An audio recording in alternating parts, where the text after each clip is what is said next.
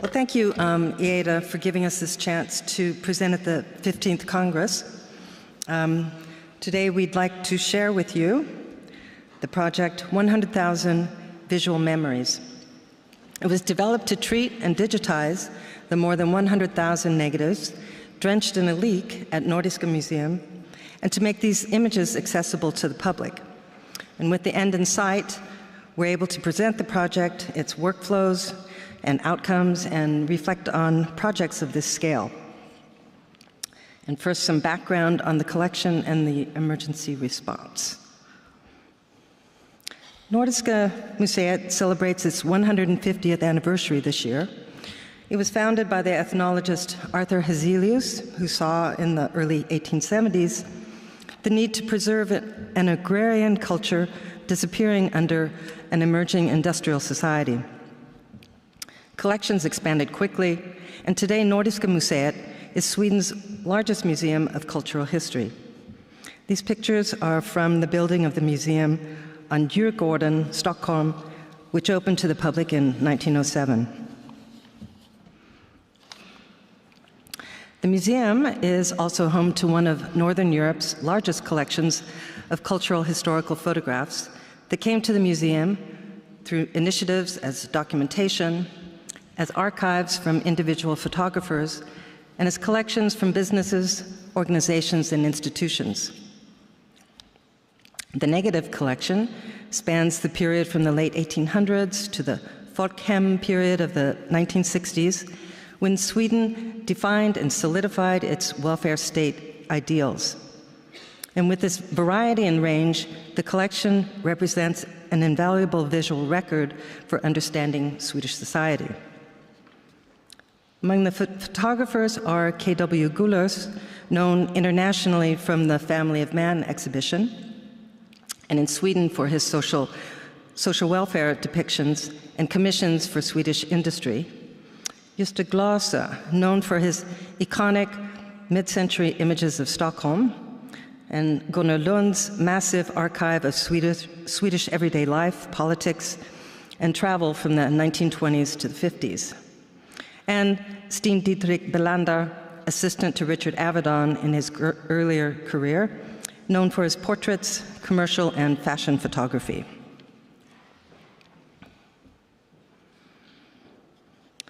In January 2021, a buildings technician discovered a large water leak in the negative vault. The water had reached a height of 30 centimeters, and the emergency response team made the first assessments and began assigning tasks while waiting for the water to be pumped out. It turned out that a municipal water main had burst on the island. The leak was fortunately clean water. And 10 staffers, plus consulting photograph conservator, spent the first day emptying the vaults and air drying drenched materials. And here's the roll film hung up and sheet film laid out for drying, with a makeshift stacking system made of unfolded boxes that were on hand, plus foam risers. At the end of that day, it was obvious that salvage needed to turn to freezing. There was simply too much material remaining. It was extremely lucky that the Conservation Department had a frozen vault available. And so, day 2 commenced with preparing plastic sheeting, bags, and tape for packaging. These were among the emergency supplies and available in the Conservation Department. The negatives were interleaved with polyester sheets about every 3 centimeters or so, and then the sealed packages were placed back in their containers, and fortunately, these containers all bore identifying archival information. The containers were placed onto pallet collars, and in all, 9 collars were stacked in the frozen vault. Throughout, of course, the registrar was keeping track of the archival documentation. Items that were not wet, but were affected by the elevated humidity numbered about 1 million. Here, some of them are air drying in one of the massive museum halls, and the museum was closed at that time during COVID.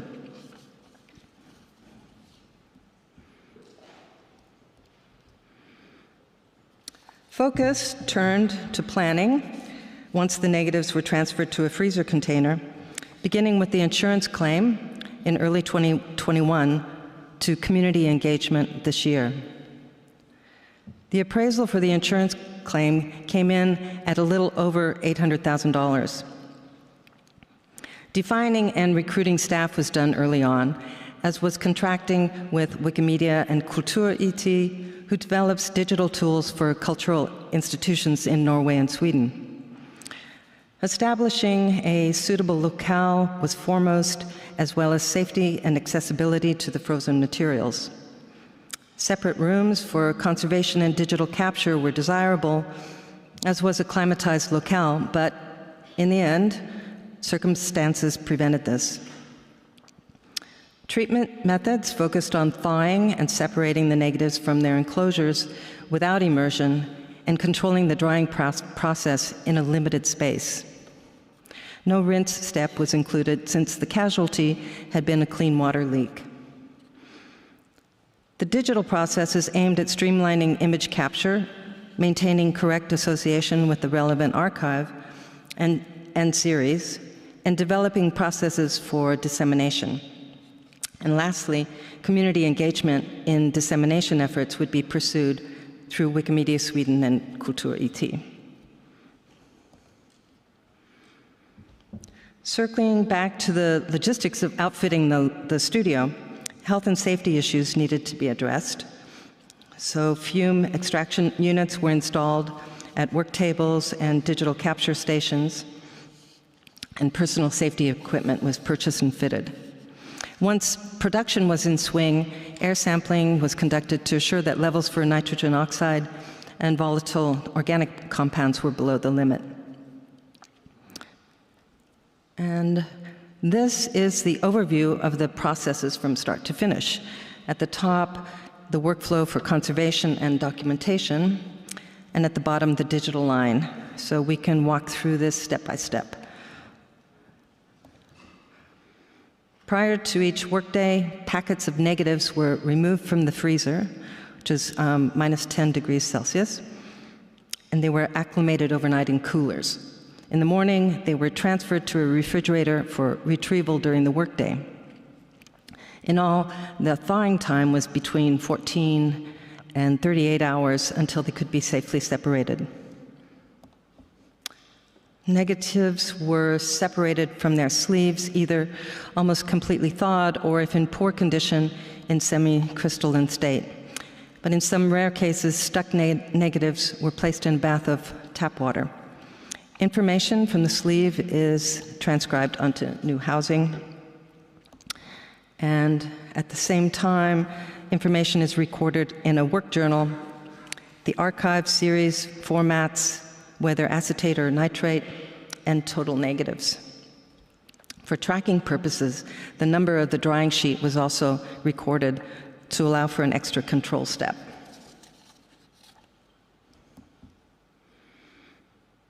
During the separation process, the negatives are placed on numbered drying folders of Klug board, and these were made by the team. When the batch is completed, the numbered drying folder is placed in the drying rack overnight. In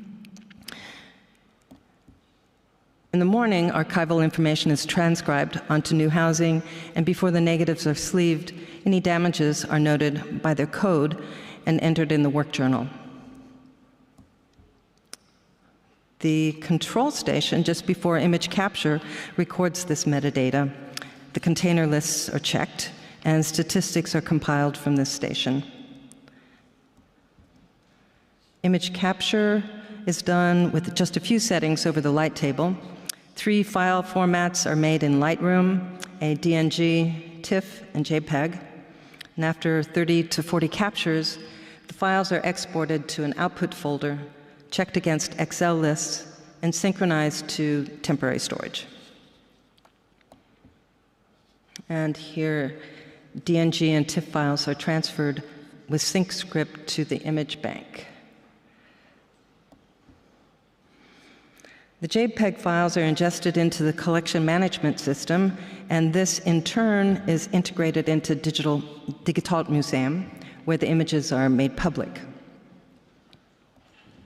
And once the negatives are digitized and boxed again, they are packed, sealed, and labeled for return to the freezer container. And here are the integral parts of the project. In all, we've had a team of 9 staffers, comprising conservators, archival assistants, a photographer, an image technician, and an archivist.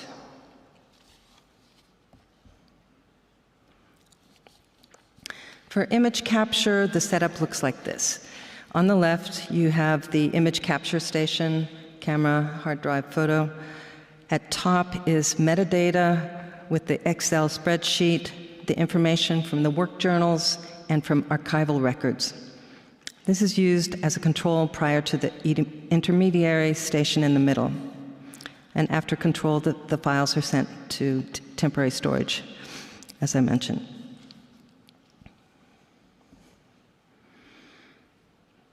Good work documents prove to be vital. Some of these are more permanent, others temporary. In terms of project management, the process description document on the left was the most critical. It laid out steps for each component of the project, along with responsible parties, equipment needed, special comments, and even the frequency of activity. For example, the negatives for Monday morning needed to be retrieved from the freezer container on Sunday. Among the temporary documents were tracking documents. For example, an overview of the individual archives there with the green, and that was for checking progress. Another was the location tracking sheet, which was an up-to-date record of where the materials were in the thawing and drying process. There were also work journals and a spreadsheet for statistics. A few documents were developed during the project, such as the damage atlas at left, based on typical damage types covered in filmcare.org, and which streamlined condition reporting using codes that cover 12 categories. Another document is a processing flowchart at right. The flowchart accounts for different scenarios in the thawing process, depending on the density of the frozen packet, the amount of information to transfer, and the anticipated condition of the negatives from different periods. This aided in planning how much assistance was needed for a certain batch of materials. Another addition was the collage, or gallery of images, from a single envelope in a particular archive that could serve as an overview of its contents in a single capture without adjusting for exposures. This was meant to document the material aspects of the negatives, in addition to the principle of always including the entire negative in the image. Every week had its challenges, including brittle materials, hard to decipher inks, glare from the windows, or curling negatives in the dry indoor climate of Swedish winters. Troubleshooting became part of the process. There were a few surprises too. The image of renowned Swedish painter Anders Zorn had left in a sled surfaced at one point and had clearly served as a study for a later self-portrait.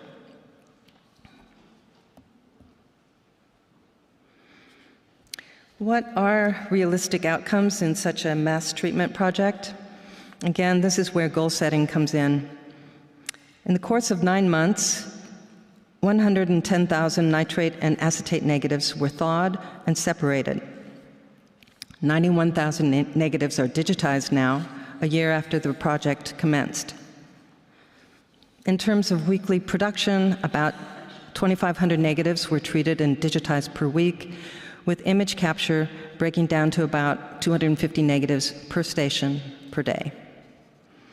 Images are released to the public in batches every month, and the first writer's studio has been held to enhance knowledge about the archives and likewise engage the public.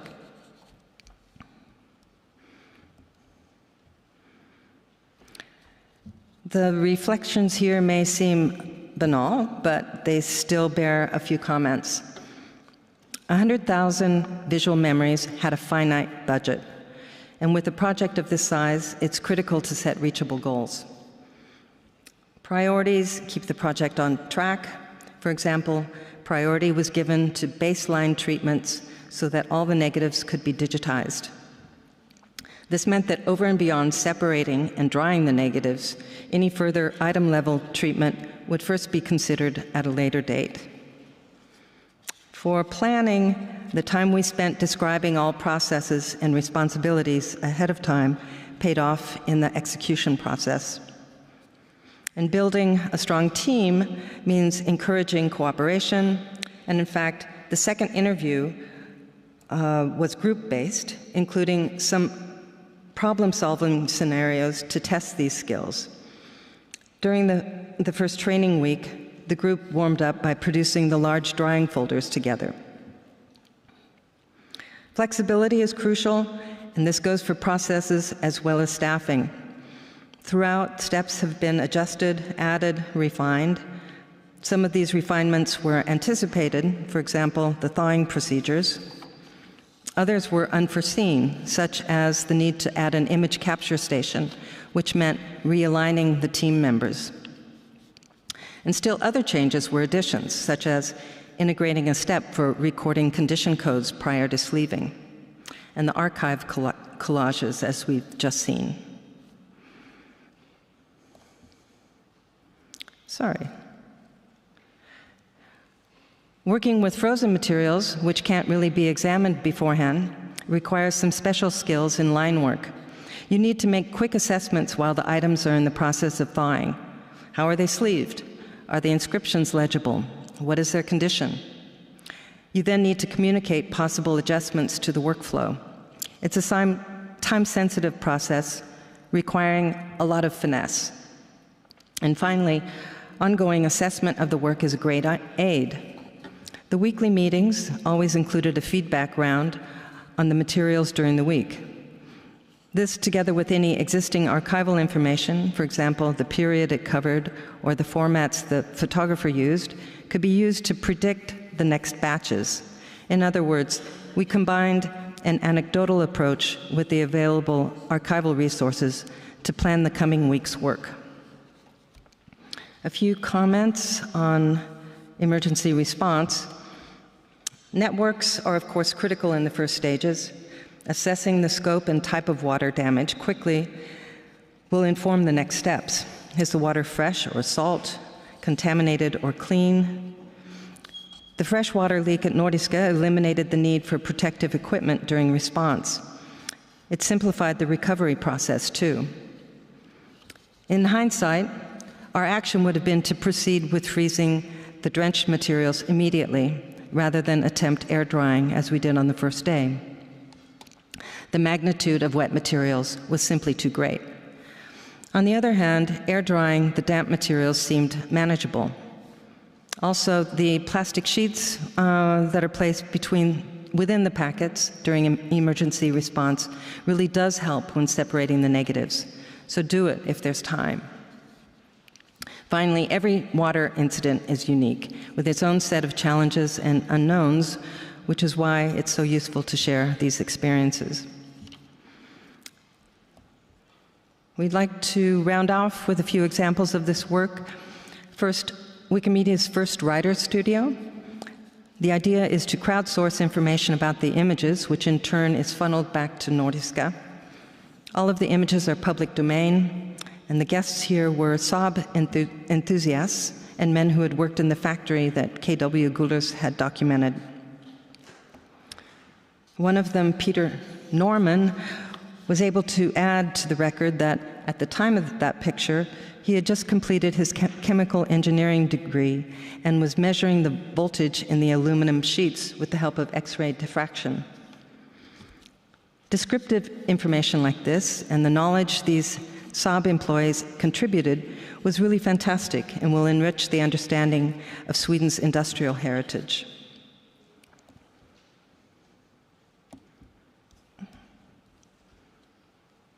And equally exciting is to connect people to their own collections. More from Saab in the 1970s by K.R. Gullers. advertising in Sao Paulo, also KW Gulas. Ingrid Bergman, preparing for filming Victor Fleming's Oscar-nominated Joan of Arc, 1947. And examples of everyday life by Gulas, Ossian Olofsson, and Gunnar Lund. Finally, the image you see is the 100,000th negative treated in the project 100,000 Visual Memories. Photographer Gustav Emil Peterson captured this boy, thought to be his son, in Stockholm at the turn of the century. And with that, we'd like to thank IEDA and acknowledge the work of the emergency response communities and preservation networks here and abroad, and in particular to Linnea Fernandez and Katrine Peach for their valuable input on workflows from the treatment of 40,000 color slides of Ed van der Elsken, and Clara Waldhausen for her valuable input on disaster recovery scenarios of photographic materials. Thank you for listening.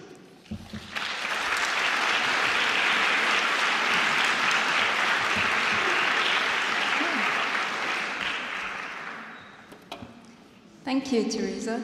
It seems like as a conservator you always have to be kind of an Excel wizard as well. Yes. Do we have any questions?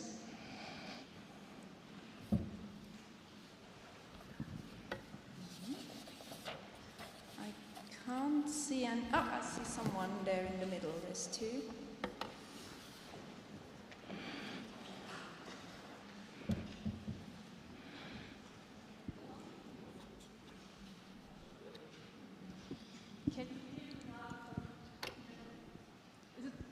Please use the microphone if possible.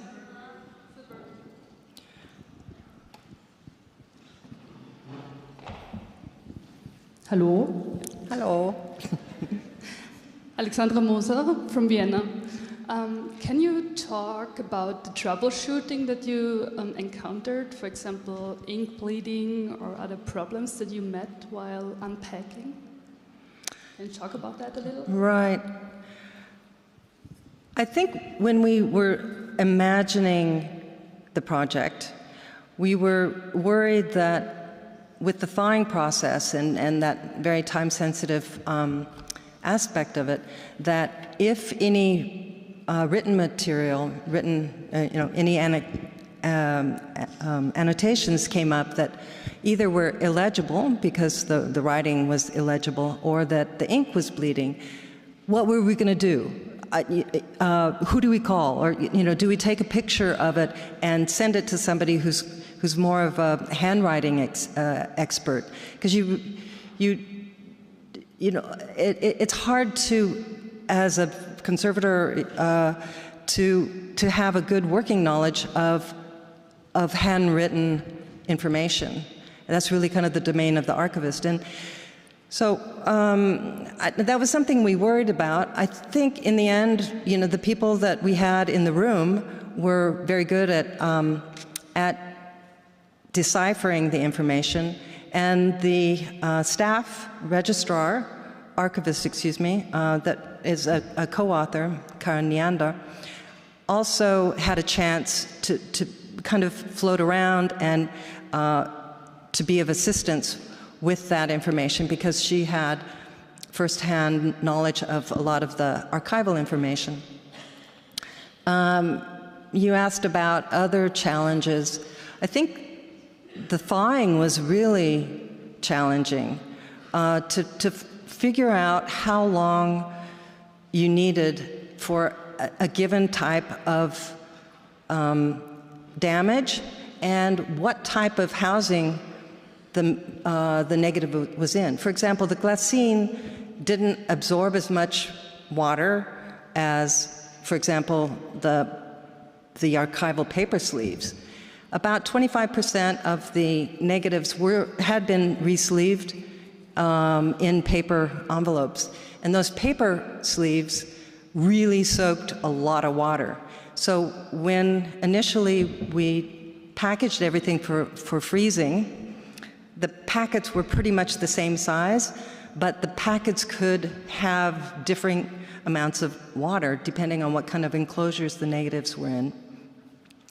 So that's kind of why we were forced to look at thawing parameters when we were working with this material. And let's see, what other things do you think were challenges? Oh, well, the curling negatives during the winter months, that turned out to be, I don't know if you caught that we weren't able to conduct this work in a climatized space.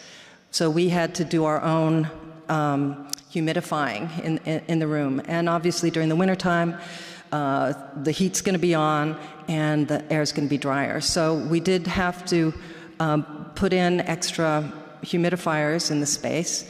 And the question was, all right, where do you place the humidifiers? Because we also had, you know, air outtake, extraction hoods, or trunks rather, extraction trunks. And that's also pulling, you know, air up, and it's dry kind of around that workspace. So you do have to add in some humidity.